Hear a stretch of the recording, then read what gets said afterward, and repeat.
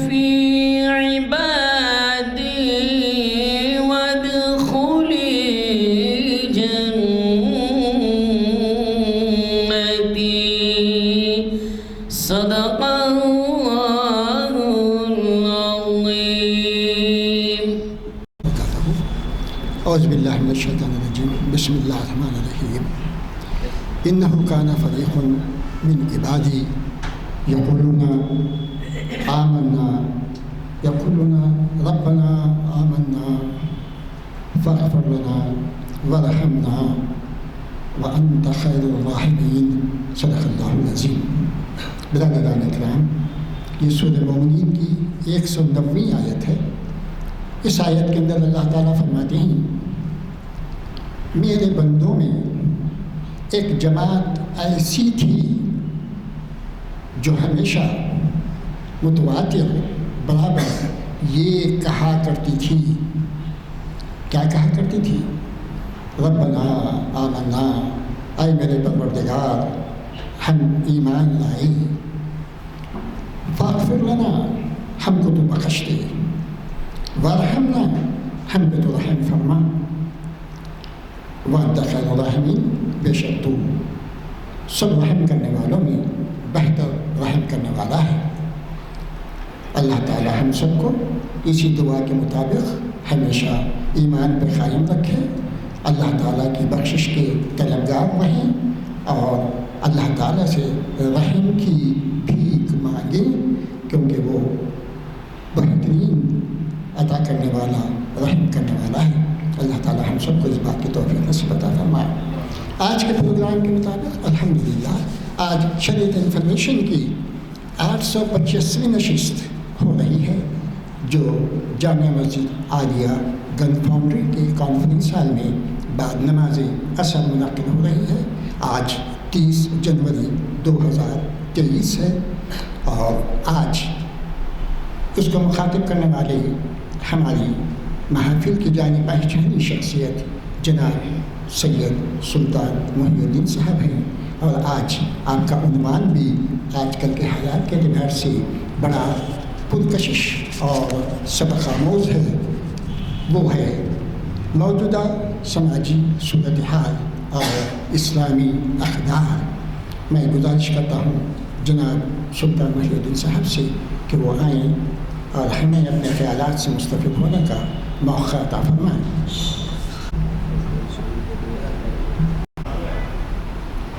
الحمدللہ نحمدہ ونستعینہ ونستغفرہ ونؤمن بہ ونتوکل علیہ ونعوذ باللہ من شرور انفسنا ومن سیئات اعمالنا من یہدہ اللہ فلا مضل له ومن یضللہ فلا ہادی له ونشہد ان لا الہ الا اللہ وحدہ لا شریک له لہ الملک ولہ الحمد وہو علی کل شیء قدیر. ارسلہ بالحق بشیرا ونذیرا وداعیا الی اللہ باذنہ وسراجا منیرا. اما بعد فاعوذ باللہ السمیع العلیم من الشیطان الرجیم. بسم اللہ الرحمن الرحیم. یا ایہا الذین آمنوا کونوا قوامین بالقسط شہداء للہ ولو علی انفسکم او الوالدین والاقربین ان یکن غنیا او فقیرا فاللہ اولی بہما فلا تتبعوا الہوی ان تعدلوا وان تلؤوا او تعرضوا فإن اللہ کان بما تعملون خبیرا. صدق اللہ العظیم وصدق رسولہ النبی الکریم. نحن علی ذالک من الشاہدین والشاکرین. تمام تعریفیں اس رب العالمین کے لیے ہے جس نے انسان کو اس سرزمین پر اشرف المخلوقات کی حیثیت سے پیدا فرمایا. تمام تعریف اور توصیف اسی کے لیے ہے جس نے انسان کو اس سرزمین پر اپنا نائب اور خلیفہ مقرر کیا. تمام تعریف اور توصیف اسی کے لیے ہے جس نے انسان کو اس سرزمین پر زندگی گزارنے کے تمام وسائل زندگی عطا فرمائے. اور تمام تعریف اور توصیف اسی کے لیے ہے جس نے اس دنیا کی زندگی گزارتے ہوئے اللہ کے پاس اور اس دنیا کے اندر بھی کامیاب ہونے کے لیے اپنے انبیاء علیہ السلام کی مبعوث کیا، کتابیں نازل کی اور بے شمار ایسے ذرائع تیار کیے جس سے انسان کو ہدایت مل سکے۔ ہزاروں درود و سلام ہوں تمام انبیاء علیہ السلام پر، خصوصاً خاتم النبیین محمد الرسول اللہ صلی اللہ علیہ وسلم پر، آپ کے آل، آپ کے اصحاب پر اور تمام بزرگان دین پر جنہوں نے اللہ کی ہدایت کی روشنی میں اپنی زندگی گزارنے کے بے شمار نمونے ہمارے سامنے پیش کیے ہیں۔ اور اس میں سب سے بہترین نمونہ اور سب سے آتھنٹک نمونہ اور جس پر آنکھ بند کر کے جس پر عمل کر سکتے ہیں وہ حضور نبی اکرم حضرت محمد مصطفیٰ صلی اللہ علیہ وسلم کا نمونہ ہے۔ عزیزان گرامی، جیسا کہ ابھی آپ نے عنوان سماعت فرمایا کہ موجودہ سماجی صورتحال اور اس میں اسلامی اقدار، یہ عنوان کوئی نیا عنوان نہیں ہے، لیکن انسان چونکہ بہت سی چیزیں ایسی ہیں جو اس کے ذہن سے اوجھل ہو جاتی ہیں، کبھی اس پر اس طریقے سے توجہ نہیں ہوتی جیسے کہ ہونا چاہیے۔ نتیجے کے طور پر یہ ہے کہ سماج کے اندر ایسے بڑے بڑے بگاڑ پیدا ہو جاتے ہیں جس کا سدباب بظاہر ایسا محسوس ہوتا ہے کہ ناممکن ہے، ختم نہیں ہو سکتا، لیکن اللہ تعالیٰ کی کتاب اور نبی کریم صلی اللہ علیہ وسلم کی سنت مبارکہ ہمیں امید کی ایک کرن دکھاتی ہے کہ حالات چاہے کتنے خراب ہو جائیں لیکن ابھی بھی انسانوں کے سدھرنے، سنبھلنے اور ان کی زندگی کے اندر تبدیلی آنے کے امکانات ابھی باقی ہیں۔ یہ بہت اہم ترین چیز ہے۔ اس کے لیے آپ اس پہلو پہ غور کیجئے کہ اخلاق جس کا ہم تذکرہ کرتے ہیں یا اخلاقی اقدار جسے ہم کہتے ہیں، یہ ہے کیا چیز؟ کہ اخلاق کیا بائی برتھ انسان کو مل جاتے ہیں یا دنیا میں آ کر کے وہ کچھ چیز سیکھتا ہے؟ اس پر اگر آپ دیکھیں گے تو دو چیزیں ہمیں ملتی ہیں۔ ایک یہ کہ انسانی فطرت کے اوپر اگر آپ غور کیا جائے تو پوری انسانی فطرت با اخلاق ہے، با کردار ہے، تو اس میں کہیں بھی کوئی جھول نہیں ہے۔ ہماری آنکھ بھی وہی دیکھنا پسند کرتی ہے جو آنکھوں کی ضرورت ہے، کان وہی پسند کرتے ہیں جو اس کو دیکھنا سننا چاہیے، زبان وہی بولنا چاہتی ہے جو بولنا ہے۔ لیکن اللہ تعالیٰ نے اس دنیا میں انسان کے لیے ایک آزمائش بنا دیا ہے، تو آزمائش کے لیے اللہ تعالیٰ نے دو چیزیں ہمارے پاس چھوڑی ہیں۔ ایک شیطان ہے جو آدم علیہ السلام سے جب سجدہ کرنے کا حکم دیا اور اس نے وہاں پر انکار کیا اور یہ وعدہ کر کے نکلا کہ قیامت تک میں انسانوں کو بھٹکانے کا کام کرتا رہا۔ اللہ تعالیٰ نے اس کو اجازت دی، ٹھیک ہے تو جو کر سکتا ہے کر لے۔ اور آخری بات اللہ تعالیٰ نے یہ بات بتائی کہ میرا بندہ چاہے جتنا برا ہو جائے، جتنا خراب ہو جائے، یعنی برائی کے کسی ایسے مقام پر جو سمجھے کہ اب برائی ختم نہیں ہو سکتی، یا یہ سمجھ جائے کہ اب میں اتنا گناہگار ہو گیا ہوں کہ اب میرے معافی کی کوئی ذرائع نہیں ہے، وہ مقام پر بھی قرآن مجید ہمارے سامنے بات رکھتا ہے کہ لا تقنطوا من رحمت اللہ، اللہ کی رحمت سے مایوس مت ہوئیے۔ چاہے کتنے بڑے پہاڑ جیسے گناہ آپ کر لیے، آپ توبہ کریے، پلٹیے۔ اللہ تعالیٰ کو یہ اتنی زیادہ پسند ہے کہ ایک حدیث میں اللہ کے رسول صلی اللہ علیہ وسلم نے ایک بہت ہی خوبصورت تمثیلی انداز میں اس بات کو پیش کیا۔ آپ صلی اللہ علیہ وسلم نے بتایا کہ دیکھو ایک شخص ہے اپنے اونٹ پر سامان باندھے جا رہا ہے اور ڈیزرٹ ایریا ہے، ڈیزرٹ میں بہت لمبا سفر ہے اس کا، لیکن سفر کرتے کرتے تھک گیا ہے اور تھک کر کے کسی درخت کے نیچے اس نے تھوڑا سا سستانے کے لیے، تھوڑا سا آرام کرنے کے لیے بیٹھا۔ ایسے میں تھکان کی حالت میں اس کو نیند لگ جاتی ہے۔ کچھ دیر کے بعد جب نیند نشار ہوتی ہے تو دیکھتا ہے کہ وہ اونٹ جس پر اس کا سفر سامان پورا اس کے پر موجود ہے وہ موجود نہیں ہے۔ اب ظاہر بات ہے کہ ڈیزرٹ میں کوئی دوسرا آدمی اس کی ہیلپ کے لیے نہیں ہے، کوئی مدد کرنے والا نہیں، دور دور تک کوئی اس کی مدد کرنے کے چانسز نہیں ہیں، اور سامان سفر اس کے پاس نہیں، اونٹ اس کے پاس نہیں ہے۔ آپ سوچئے کہ انسان کتنا پریشان ہوتا ہے اس وقت، اور اس پریشانی کے عالم میں پورے ڈیزرٹ کے اندر چکر لگاتا ہے کہ میرا اونٹ کہیں مل جائے اس کو۔ لیکن جب مایوس ہو کر پھر وہ کسی درخت کے پاس بیٹھ جاتا ہے کہ اب یہ امید بھی میری ختم ہو گئی، جو ڈھونڈنا تھا میں نے وہ ساری چیزیں ڈھونڈ لی لیکن پھر بھی نہ ملا۔ اور اس وقت ذرا سا ایسا آنکھ بند ہوتی ہے اور آنکھ کھولتے دیکھتا ہے کہ وہ اونٹ اس کے سامنے پورے سامان کے ساتھ کھڑا ہوا ہے۔ اللہ کے رسول صلی اللہ علیہ وسلم نے اس موقع پہ بات بتائی کہ اس شخص کی خوشی کی انتہا کیا ہوگی۔ جہاں مایوسی کی وہ انتہا تھی تو خوشی کی انتہا یہ ہے کہ جب اس کے سامنے اس کا اونٹ، اس کا سامان زندگی جہاں مایوس ہو چکا تھا وہاں اس کو مل گئی، تو اس وقت اس کے زبان سے یہ الفاظ نکلتے ہیں کہ اس کو تو کہنا چاہیے کہ اے اللہ تیرا شکر ہے کہ تو میرا خدا اور میں تیرا بندہ، لیکن خوشی میں اس کے الفاظ بدل جاتے ہیں، میں تیرا خدا تو میرا بندہ، یہ الفاظ کیوں نکلتے ہیں؟ تو اللہ کے رسول صلی اللہ علیہ وسلم نے یہ تمثیل دیتے ہوئے بتائی کہ جس طریقے سے اس انسان کو خوشی ہوتی ہے اپنے سرمایہ کے کھو جانے کے بعد یا دوبارہ اس کو مل جانے کے بعد، اللہ تعالیٰ کو اس سے کہیں زیادہ خوشی اس بات پر ہوتی ہے کہ اس کا شرمسار بندہ جو گناہوں کے اندر لت پت ہو گیا ہے وہ اگر پلٹ کر کے آتا ہے، اللہ تعالیٰ اس سے زیادہ اس کو محبت کرتا ہے۔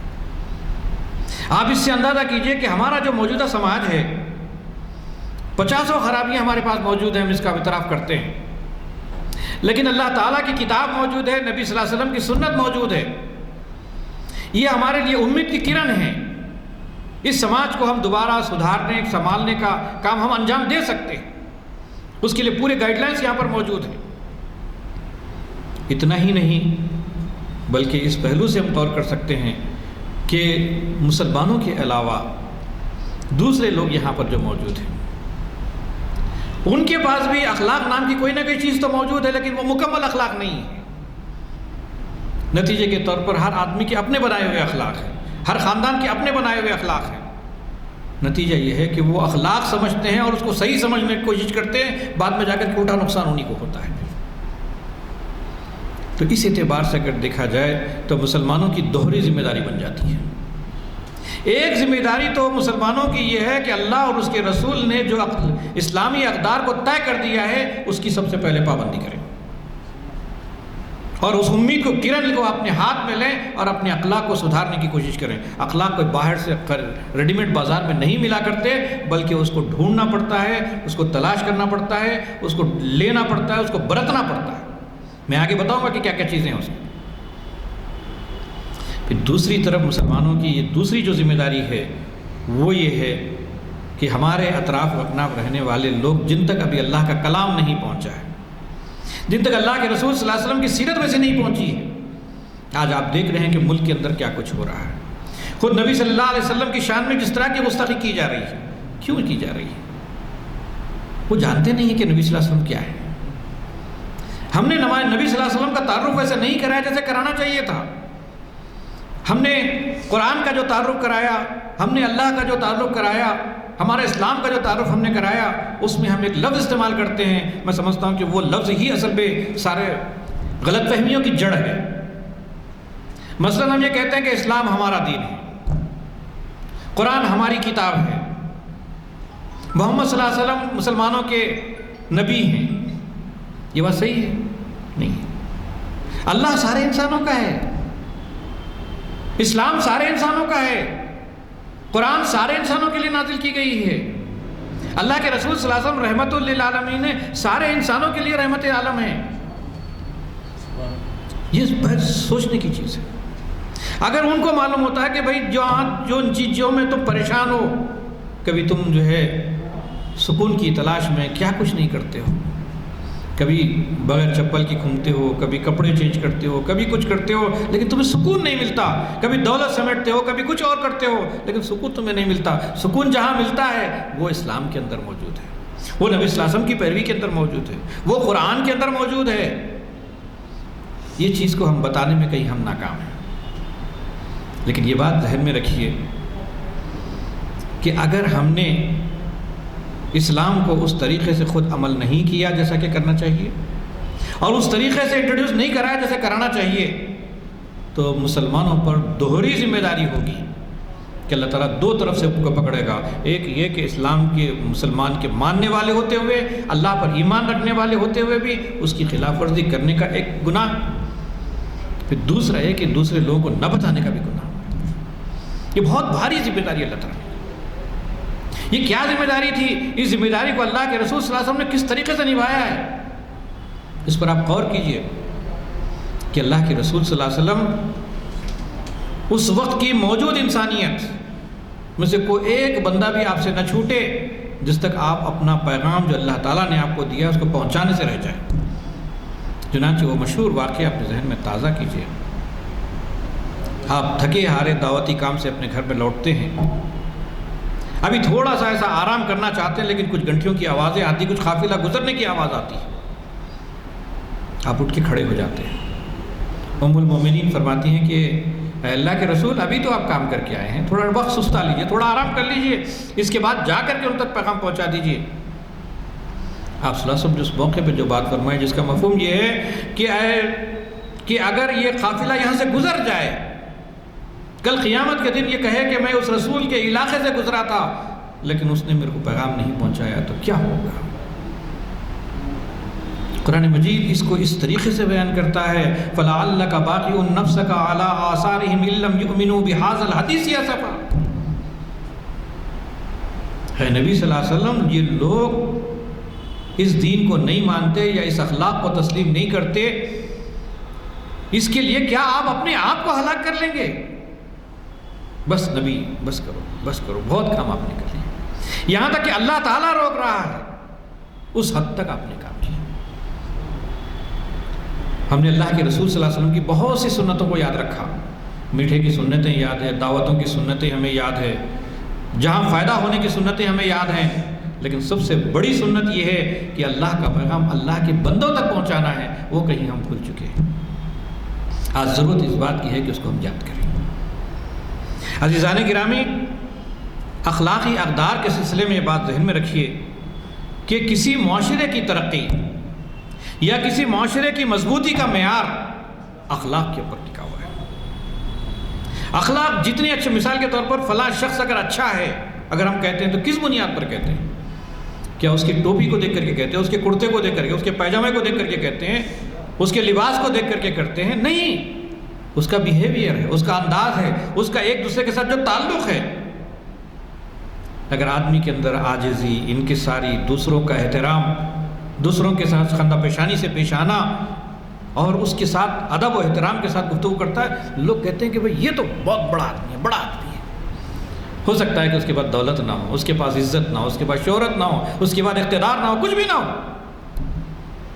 لیکن پھر بھی لوگ اس کی قدر کرتے ہیں. اس کے مقابلے میں دولت، عزت، شہرت، ٹھاٹ باٹ سب کچھ ہوتا ہے، بد اخلاق ہو، بدتمیز ہو، زبان سے بات کرنے کی صلاحیت نہ ہو، اگر زبان سے گالیاں بکتا ہو، لوگ کتنی دیر برداشت کریں گے اس کو؟ سامنے تو کچھ دیر برداشت کر لیتے ہیں، لیکن پیچھے ہٹتے اس کی عزت و احترام ساری خاک میں مل جاتی، دل میں کوئی احترام پیدا نہیں ہو سکتا. عزیزان گرامی، انسان کی خوبصورتی اس کے لباس میں نہیں ہے، انسان کی خوبصورتی اس کی دولت میں نہیں ہے، انسان کی خوبصورتی اس کے محلوں میں نہیں ہے. انسان کی خوبصورتی اس کے اخلاق میں ہے، اس کے کردار میں. کہ ایک آدمی آپ کے پاس آیا اور کہا کہ بھئی یہ پکڑ کے رکھیے، میں ابھی آ رہا ہوں. ہو سکتا ہے کہ وہ پیسے اس نے گنے نہ ہوں، آپ کے ہاتھ میں رکھ دیا. کچھ دیر کے بعد آیا اور اس کے بعد اگر دیکھیں کہ جیسے پیسے آپ نے دیے ویسے اس کو واپس کر دیا آپ نے. چاہتے تو 2 نوٹ آپ نکال سکتے تھے. اس کے دل میں جو احترام پیدا ہوگا، آپ کی امانت کا جو سکہ اس کے دل پر بیٹھ جائے گا، وہ زندگی میں آپ کو کبھی بھول نہیں سکتا. ایک دھوبی ہے، کپڑے استری کرتا ہے اور جب بھی کچھ پیسے آتے تو اٹھا کے ایسے ہی کپڑوں کے اندر رکھ دیتا ہے. ایک دن ہوا یہ کہ اس نے کپڑے استری کے ہوئے کپڑوں کے اندر اس نے رکھا اور بھول گیا اور ویسے ہی پوٹلی اٹھا کر کے دے دیا. جب گھر جا کر کے دیکھا گیا تو وہ پورے پیسے ایسے ہی کچھ گنا تک نہیں، ایسے ہی پیسے پڑے ہوئے ہیں. دن بھر کی مزدوری ہے اس کی، دن بھر کی محنت ہے اس کی. اب اس کو یہ یاد بھی نہیں ہے کہ وہ پوٹلی میں نے کس کو اٹھا کے دی. سوچتا رہا، خاموش گزر گیا اور میں بھی لے گیا گھر میں رکھ دیا. 2 دن کے بعد جب میں کھولا تو دیکھا کہ اندر یہ پیسے رکھے ہوئے ہیں. میں فوری جو ہے اس کو ویسے ہی باندھا اور لیا کے اس کو دیا. تو اس نے اٹھ کے کھڑا ہو گیا، کہا کہ صاحب میں تو سوچا بھی نہیں تھا، میں تو سمجھا کہ میری زندگی مجھے چلی گئی۔ میں نے کہا کہ کہاں جائے گا؟ کہ محمد رسول اللہ صلی اللہ علیہ وسلم نے ہم نے یہ اخلاق تو سکھائے ہیں، یہ طریقہ تو سکھایا ہے کہ اگر کسی کی امانت ہے اور وہ نہیں جانتا ہے، اس کو معلوم بھی نہیں ہے کس کے پاس ہے، لیکن تم ذمہ دار ہو، تم نے دیکھ لیا ہے، اللہ تعالیٰ کے پاس تم کو جواب دینا ہے، یہ احساس تمہارے اندر موجود ہے۔ آپ سوچئے یہ چیز اگر ایسی ہے جہاں ہم ہمارے اطراف و اکناف رہنے والوں کے ساتھ مسلمانوں کا یہ رویہ جس دن پیدا ہو جائے، کیا یہ لوگ یہ کہیں گے کہ اس ملک سے تم نکل جاؤ، یہاں تمہاری ضرورت نہیں ہے؟ نہیں کہہ سکتے۔ وہ سمجھتے کہ بھائی ہم تو دوسروں کو دیا لیکن لوٹ لیے ہم کو، لیکن یہ لوٹنے والے لوگ نہیں، یہ ہمارے عزت کے لوگ ہیں، یہ ہماری عزتوں کی حفاظت کرنے والے لوگ ہیں، یہ ہماری امانتوں کی حفاظت کو لوگوں نے آزمایا۔ پوچھا کہ اے محمد صلی اللہ علیہ وسلم، یہ جو آپ اللہ، رسول، کتاب، جنت، دوزخ، آخرت کی باتیں کرتے، کیا چاہیے آپ کو اس کے اندر؟ پیسے چاہیے؟ بولو کہ آپ کو اتنا دولت مند کر دیں گے کہ مکے میں سب سے زیادہ دولت مند آدمی تم بن جاؤ گے۔ آپ نے کہا کہ نہیں، مجھے دولت نہیں چاہیے۔ لوگوں نے کہا کہ کوئی خوبصورت عورت سے تم شادی کرنا چاہتے ہو، مکے میں سلیکٹ کر لو، آپ جو خوبصورت عورت ہے میں آپ اس سے نکاح کرا دیں گے آپ کا۔ آپ نے فرمایا کہ یہ بھی نہیں چاہیے۔ لوگوں نے کہا کہ اگر آپ ہمارے سردار بننا چاہتے ہیں، حکومت چاہیے آپ کو، آپ کے حکم پر ہم چلنے کے لیے تیار ہو جائیں، آپ نے کہا کہ مجھے وہ بھی نہیں چاہیے۔ لا نرید منکم جزاء ولا شکورا، کہ میں تمہارے شکریہ کا بھی طالب نہیں، مجھے کچھ نہیں چاہیے، کوئی اجر نہیں چاہیے۔ لوگوں نے پوچھا تم کر رہے کیوں یہ کام؟ کہا کہ تم کو جہنم کی آگ سے بچانا چاہتا ہوں، کل اللہ کے پاس تم جہنم میں نہ جاؤ، اس کی مجھے فکر ہے۔ مسلمانوں، یہ ضرورت اس وقت محسوس ہوتی ہے کہ میں اپنے آپ کو جہنم کی آگ سے بچاؤں، میرے گھر والوں کو جہنم کی آگ سے بچاؤں، میرے خاندان اور اڑوس پڑوس کے لوگوں کو جہنم کی آگ سے بچاؤں، میرے سے جو تعلقات ہیں ان لوگوں کو جہنم کی آگ سے بچاؤں، یہ فکر میری بن جائے۔ یہ نبی صلی اللہ علیہ وسلم کی سنت ہے، اور جس دن یہ فکر بن جائے گی تو آپ کے اندر عدل و احسان پیدا ہوگا۔ لوگوں کے ساتھ آپ عدل کا معاملہ کرو گے، احسان کا معاملہ کرو گے۔ احسان کیا ہوتا ہے؟ اپنی ڈیوٹی سے زائد، سامنے والے حق سے زائد دینا اس کو۔ ہم سمجھتے ہیں نہیں بھائی بیوقوف لوگ ہیں جیسے کام کرتے ہیں، عقل مند آدمی ایسا نہیں کرتا، عقل مند آدمی سامنے والے کم دیتا ہے، نہیں وہ بیوقوف آدمی ہے۔ عقل مند تو یہ ہے کہ اللہ تعالیٰ نے ہم کو کیا سکھایا؟ ناپ کے دو تو ذرا بھر کے دو، تھوڑا ایکسٹرا ڈالو اس کے اندر، کم مت تو لو، لیتے ہوئے تھوڑا کم لے لو، کوئی مسئلہ نہیں ہے۔ بیوی کے ساتھ سلوک کرو تو ایسا اچھا سلوک کرو کہ بیوی کہے کہ بھائی میرے جیسا شوہر کوئی اور نہیں کسی کے پاس۔ اللہ کے رسول صلی اللہ علیہ وسلم کی زبان مبارک سے حضرت عثمان غنی رضی اللہ تعالیٰ عنہ کے لیے جو الفاظ نکلے، ذی النورین کہا آپ نے، کہ دو بیٹیوں سے نبی صلی اللہ علیہ وسلم کی حضرت عثمان رضی اللہ عنہ کا نکاح ہوا، اور آپ صلی اللہ علیہ وسلم نے فرمایا کہ اگر تیسری بیٹی ہوتی تو میں ان کو دے دیتا۔ یہ کیوں؟ کہ اس کا سلوک ہے کہ بیوی کے ساتھ جو سلوک انہوں نے کیا تھا اللہ کے رسول صلی اللہ علیہ وسلم کو اتنا پسند آیا کہ یہ دو بیٹیاں میری انتقال کر گئی ہیں، اور اگر تیسری بیٹی ہوتی تو میں ان سے نکاح کر دیتا۔ کیا ہمارے سماج کے اندر کوئی خسر یہ سوچ سکتا ہے کہ اس کی بیٹی کے بارے میں اگر اس کے داماد کا اگر کچھ معاملہ ہو جائے تو اس کو دوسری بیٹی دینے کے لیے تیار ہو سکے؟ سوچیے، یہ سوچنے والی چیز ہے۔ پھر اسی کے اندر کیا ہوتا ہے کہ آدمی کے اندر سخاوت اور فیاضی پیدا ہوتی ہے، لوگوں کو دینے کا جذبہ، مانگنے کا جذبہ نہیں۔ مسلمان مانگنے کے لیے نہیں آئے، دینے کے لیے آئے۔ ابھی محترم نے جس آیت کی تلاوت کی، وَلْتَكُمْ مِنْكُمْ أُمَّةٌ يَدْعُونَ إِلَى الْخَيْرِ وَيَأْمُرُونَ بِالْمَعْرُوفِ وَيَنْهَوْنَ عَنِ الْمُنْكَرِ، تم میں ایک جماعت ضرور ہی ایسی ہونی چاہیے جو خیر کا کام کرے، بھلائیوں کا حکم دے، برائیوں سے روکے۔ اولئک هم المفلحون، یہی وہ لوگ ہیں جو کامیاب ہونے والے ہیں۔ کامیاب وہ لوگ نہیں ہیں جو بچا بچا کے چھپا چھپا کے رکھنے والے لوگ ہیں۔ بھئی میں اگر آپ کی مدد نہیں کر سکتا، جہاں مدد ہوتی ہے اس کا پتہ تو بتا سکتا ہوں، میں اتنا تو کروں کم سے کم۔ کیوں میں جھڑکوں اس کے لیے؟ کیوں اس کے بارے میں ناراض ہوں؟ کسی کی بھی ضرورت کسی کے ساتھ ہو سکتی ہے۔ صلہ رحمی، اس پر آپ غور کیجئے، ہمارے خاندانوں کے اندر صلہ رحمی کا کیا حال ہے؟ ہم تو کرتے ہیں کہ سامنے والا جیسا کرے گا ہم ویسا کریں گے، انہوں نے دعوت نہیں دی ہم بھی دعوت نہیں دیں گے، انہوں نے سلام نہیں کیا ہم بھی سلام نہیں کریں گے، انہوں نے فلاں وقت ہمارے ساتھ سیدھے منہ بات نہیں کی ایسا ہم بھی نہیں کریں گے۔ تو ساری چیز ٹکی ہوئی ہے دوسروں کے لیے۔ میرا ایک سوال یہ ہے کہ اگر دوسرے جنت میں نہیں جانا چاہتے تو کیا آپ بھی نہیں جانا چاہتے؟ سوچیے ذرا سے غور کر، ایسا نہیں ہے، وہ جائے نہ جائے ان کا مسئلہ ہے، لیکن مجھے تو جانا ہے نا، یہ فکر میری کیوں نہ بن سکتی؟ تو آدمی کو جب اپنی فکر لگ جائے گی، اپنی فکر ہو جائے گی، تو اس دن آدمی یہ سوچے گا کہ دنیا میں لوگوں نے میرے ساتھ کیا کیا یہ میٹر نہیں کرتا، میں آگے بڑھوں گا، میں سلام کروں گا، میں آگے بڑھوں گا، اس سے جا کے ملوں گا، میں آگے بڑھ کر کے اس کو دعوت دوں گا۔ اور کبھی کبھی کیا ہوتا ہے، جس آدمی کی بہت زیادہ آپ مدد کرتے ہیں، بہت زیادہ آپ اس کا خیال رکھتے ہیں، سب سے زیادہ نقصان آپ کو نہیں پہنچاتا، اس دن آپ کا دل ٹوٹ جاتا۔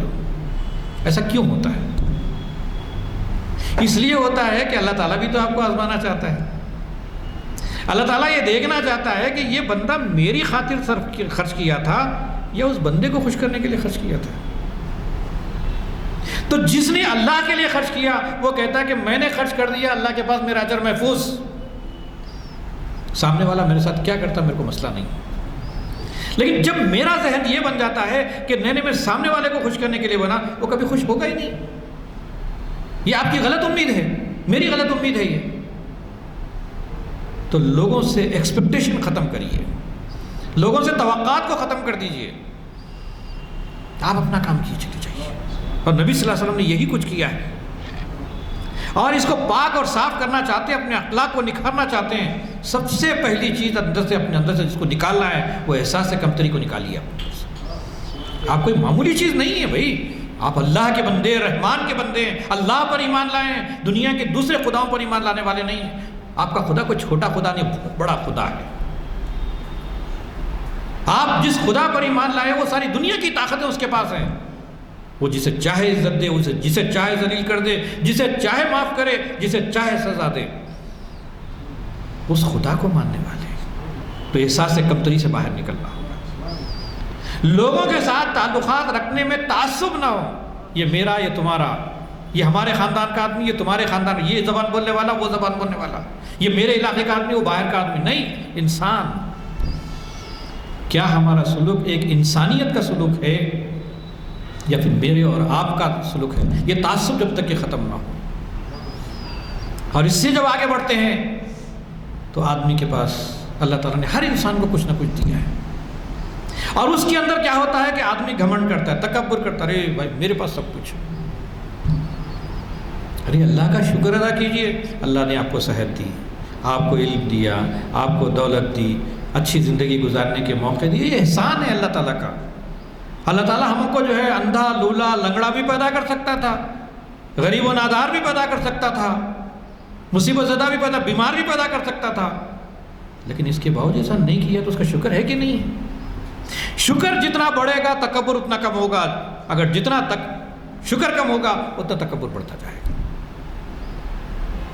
تو اپنے اخلاق کو پاکیزہ بنانا چاہتے ہیں تو اندر سے تکبر کو توڑیے، ہر ایک کے ساتھ اچھا سلوک کیجیے۔ بغض یہ بھی بڑی خطرناک چیز ہے، آپ کے دل کے بارے میں، میرے میں کچھ آپ کے بارے میں۔ اللہ کے رسول صلی اللہ علیہ وسلم نے ایک موقع پہ بات فرمائی کہ کوئی شخص کسی کے بارے میں بغض رکھے اور اس حالت میں اگر اس کی موت ہو جائے تو وہ جہنمی، دوزخ اس کا ٹھکانہ ہے۔ آپ اندازہ کیجیے کتنے لوگوں کا بغض میرے دل کے اندر موجود ہے، اور پھر بھی میں مسلمان ہوں۔ یہ کیسے ہو سکتا ہے کہ آج کی سماج کی یہ ضرورت ہے کہ ہم لوگوں کے بارے میں بغض نہ رکھیں۔ اللہ کے رسول صلی اللہ علیہ وسلم کے پاس کوئی آدمی آ کر کے کہتا کہ فلاں آدمی ایسا اور ایسا، کہتے کہ نہیں بس آپ کچھ مت کہو، تاکہ اس کے میرے دل میں اس کے بارے میں کوئی غلط خیال نہ بیٹھے، وہ صاف ستھرا میں اس سے ملنا چاہتا ہوں۔ یہ چیز ہمیں پیدا کرنے کی ضرورت۔ حسد، ارے بھائی آپ کو گاڑی مل گئی، آپ کا فلاں آ گیا، آپ کا سب کچھ، اب میرے پاس کیا ہے؟ کچھ بھی نہیں ہے۔ اللہ کے رسول صلی اللہ علیہ وسلم نے بتایا جس کا مفہوم یہ ہے کہ تم دوسروں کو دنیا کے معاملے میں اپنے سے کمتر کو دیکھو، دین کے معاملے میں اپنے سے بڑھتر کو دیکھو. لیکن ہم کیا کرتے ہیں؟ دنیا کے معاملے میں اپنے سے بڑھتر کو دیکھتے ہیں، دین کے معاملے میں اپنے سے کمتر کو دیکھتے ہیں. نتیجہ کیا ہوتا ہے دیکھیے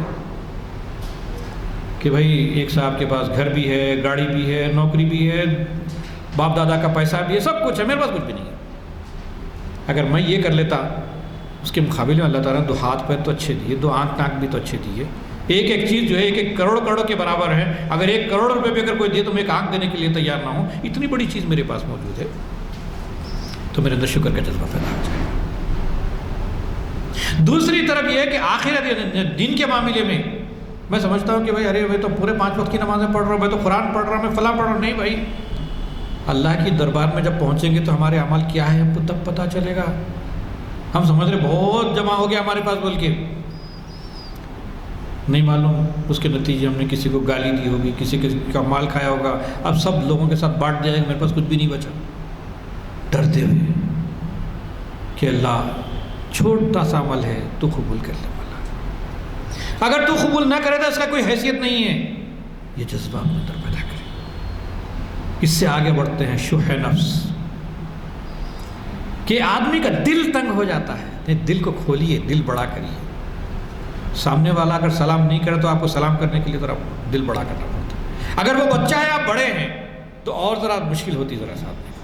ارے میرے سامنے کا بچہ میرے گود میں پلا بڑا اور وہ میرے کو سلام نہیں کر رہا. ارے نہیں، آپ آگے بڑھ کر کے سلام کر کے تو دیکھیے. اللہ کے رسول نے یہی تو سکھایا ہم کو کہ بچوں کو سلام کرتے تھے، سلام کرنے میں پہل کرتے تھے. اس سے بہت سی غلط فہمیاں دور ہوتی ہیں. اور بخل، کنجوسی، ہر چیز کے اندر کنجوسی. علم بھی اگر کہیں آپ کو مل گیا اس کو دنیا کے سامنے پیش کرنے کے لیے بھی کنجوسی نہیں. سمجھ کریے یہ سب چیزوں سے جب آدمی نکلتا ہے تو تبھی جو ہے دنیا کے اندر کامیاب ہو سکتا ہے. میں نے جس آیت کی تلاوت سے اپنی گفتگو کی آغاز کیا تھا اس آیت کو بتاتے ہوئے اپنی بات کو ختم کرتا ہوں. اللہ تعالیٰ نے کہا یا ایھا الذین آمنوا کونوا قوامین للہ شہداء بالقسط. اے لوگوں جو ایمان لائے ہو، انصاف کی علم بردار بنو. انصاف کرو نہیں، علم بردار، انسان کا جھنڈا، انصاف کا جھنڈا تمہارے ہاتھ میں. لوگ دیکھ کر کے کہیں کہ یہ صاحب انصاف کرنے والے نہیں، انصاف ان سے نہیں ہو سکتی. انصاف کے علم بردار کون؟ یا ایھا الذین آمنوا، جنہوں نے ایمان لایا ہے. اس کے بعد فرمایا کہ شہداء بالقسط، کہ لوگوں کے لیے تم گواہ بن جاؤ. لوگ گواہی دیں کہ یہ آدمی جھوٹا نہیں ہے، یہ آدمی برا نہیں ہے، یہ آدمی جو ہے اچھا ہے. پھر اللہ تعالیٰ نے بڑی ایسی پوائنٹس کو ٹک کر کے بتایا ہے جہاں انسان آدمی اکثر غلطی کرتا ہے. فرمایا کیا؟ وَلَوْ عَلَىٰ أَنفُسِكُمْ، جہاں تمہارا اپنا ذاتی معاملہ ہو تب بھی انصاف سے پیچھے مت رہو. تمہارا نقصان ہو رہا ہو، کبھی کبھی آدمی تھوڑی ہمت کر لیتا، چلو یار میرا نقصان نہیں ہوا تو بس. پھر اللہ تعالیٰ نے فرمایا وَبِالْوَالِدَيْنِ، تمہارے والدین کا بھی نقصان ہوتا ہو. آدمی بولتا نہیں بھائی میرا نقصان تو بڑا، والدین کا نقصان برداشت نہیں کرتا. نہیں بھائی، اللہ کی خاطر اس کو بھی برداشت کرو. کیوں؟ آپ کو انصاف کرنا ہے تو آپ اپنے والدین کی چیز نکال کے نہیں دے رہے، اس کا حق دے رہے. آپ کچھ نقصان نہیں ہو رہا لیکن بظاہر آپ کو نقصان نظر آ رہا ہے. والآخرین، ہو سکتا ہے کہ تمہارے رشتہ داروں کا نقصان ہو رہا ہو، تب بھی تم کوئی بات کرنا ہے. إِن يَكُنْ غَنِيًّا أَوْ فَقِيرًا فَاللَّهُ أَوْلَىٰ بِهِمَا، چاہے وہ معاملہ ایک غریب کا ہو چاہے وہ معاملہ ایک امیر کا ہو، ان کے درمیان انصاف کرو. فَلَا تَتَّبِعُوا الْهَوَىٰ، اپنی نفسانی خواہشات کی پیروی مت کرو. نفس تو برائی کی طرف مائل ہو جاتا ہے، نفس چاہتا ہے یہ برائی کرے. وَإِن تَلْوُوا أَوْ تُعْرِضُوا فَإِنَّ اللَّهَ كَانَ بِمَا تَعْمَلُونَ خَبِيرًا، کہ اللہ تعالیٰ کہتے ہیں اگر تم نے لگی لپیٹی بات کہی، سچائی سے پہلو بچایا، تو یاد رکھو کہ اللہ تعالیٰ باخبر ہے، جاننے والا ہے. میں اللہ تعالیٰ سے دعا کرتا ہوں کہ اللہ مجھے اور ہم سب لوگوں کو جو اخلاق ہمیں سکھائے گئے ہیں اس پر اپنے آپ کو برتنے کی توفیق عطا فرما، جو کچھ ہم نے کہا ہے اس پر ہمیں عمل کی توفیق عطا فرما، جو ذمہ داریاں تو نے ہم پر ڈالی ہے اس ذمہ داری کا حق ادا کرنے کی توفیق عطا فرما۔ اے اللہ ہماری حقیر سی چھوٹی کوششوں کو تو اپنے فضل و کرم سے قبول فرما۔ رب اغفر وارحم وانت خیر الراحمین برحمتک یا ارحم الراحمین، وآخر دعوانا ان الحمد للہ رب العالمین۔ ماشاءاللہ آپ نے مختلف آیات کی تفسیر بہترین انداز میں سنائی اور اس کے مفہوم کو بھی ہم پر واضح کیا۔ ہماری یہ ذمہ داری ہے کہ ہم اس کو سمجھیں اور اس پر عمل پیدا ہوں۔ اب اس ہفتے کے آخری پروگرام ہے ہمارا چہارشنبے کے دن جو اقبال شناسی کی محفل ہے اور اس کو رؤوف خیر صاحب مخاطب کرنے والے ہیں۔ آپ حضرات سے گزارش ہے کہ اپنے دوست احباب کے ساتھ تشریف لائیں اور محفل کو کامیاب بنائیں۔ دعا ہو چکی ہے، محفل کی برخاستگی کا اعلان کیا جاتا ہے۔